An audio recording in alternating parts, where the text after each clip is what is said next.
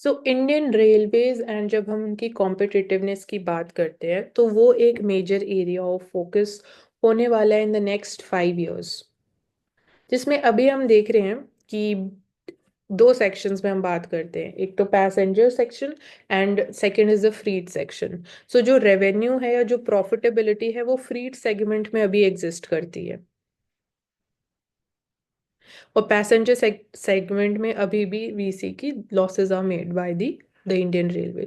Total India में जो Indian railways का नेटवर्क है that is close to 68,000 kilometres.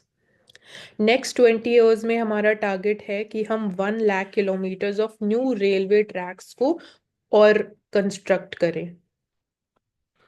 Modernisation of Indian railways की जब हम बात कर रहे हैं तो उसमें हमारा जो मेजर फोकस है वो है इंडिजनाइजेशन पे, मेक इन इंडिया पे, जिसमें रेलवेज कैपेसिटी को इंक्रीज तो करने की हम बात करते हैं। फॉर एग्जांपल उसमें जैसे हम देखते हैं Vande Bharat trains, Vande Bharat sleeper trains by 2025 introduce की जाएंगी जो कंफर्ट ऑफ ट्रैवल भी आपको प्रोवाइड करेंगी। Vande metro trains would be there, जो अभी करंट मेट्रो ट्रेन्स है वो उनसे डिफरेंट होंगी इन द सेंस कि शॉर्ट डिस्टेंस ट्रैवल को तो केटर करेंगी बट इंटरसिटी कनेक्टिविटी को भी और इंक्रीज करेंगी।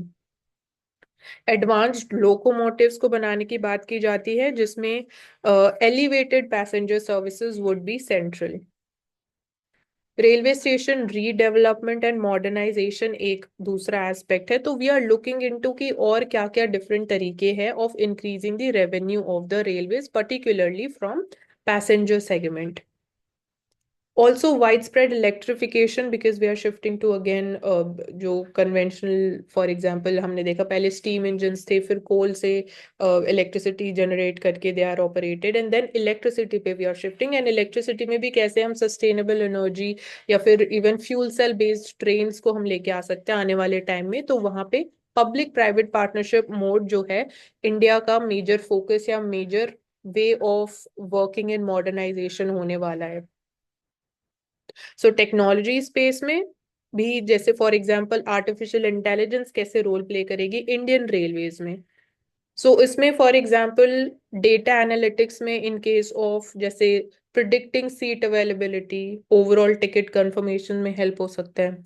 मॉनिटर ऑफ जो ट्रैक्स और जो ट्रेन्स की सिचुएशन है उसको मॉनिटर करने में एआई हेल्प कर सकते हैं। तो Lisa, Lisa is the linen inspection and the sorting assistant, hygiene कैसे हम मेंटेन कर सकते हैं। एंड एक ऐप भी लॉन्च किया गया विच इज सुपर आईआरसीटीसी, तो डेडिकेटेड फ्रीट कॉरिडोर्स जिसमें हम लॉजिस्टिक्स कॉस्ट को भी और कम करेंगे।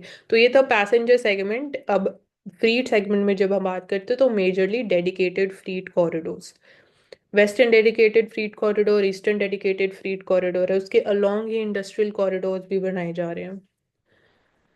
सो इससे हम डिमांड और इंक्रीज कर पाएंगे। सेफ्टी ऑफ रेलवेज भी साथ में एक सेंट्रल थीम या सेंट्रल एरिया होना चाहिए जिसमें हम कवच सिस्टम्स की बात करते हैं। तो वहाँ पे भी जो टारगेट है हम उसको एक्सपैंड करने की बात कर रहे हैं to cover 44,000 kilometres within next 5 years।